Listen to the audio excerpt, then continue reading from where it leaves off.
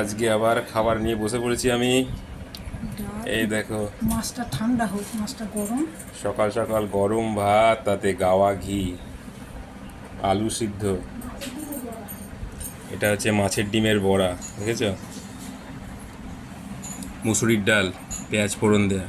আর এটা হচ্ছে বাটা মাছের রসা করেছে মা, সেই। তো এই দিয়ে খাওয়া শুরু করছি।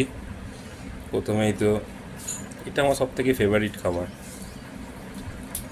ঘি ভাত আর আলু সিদ্ধ।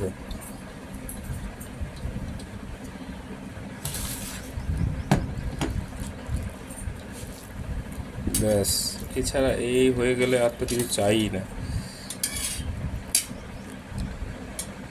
আর চ্যানেলটা সাবস্ক্রাইব করো, মা বড় আশা নিয়ে এই চ্যানেলে বিভিন্ন ধরনের রান্না বান্নাগুলো দেখায়।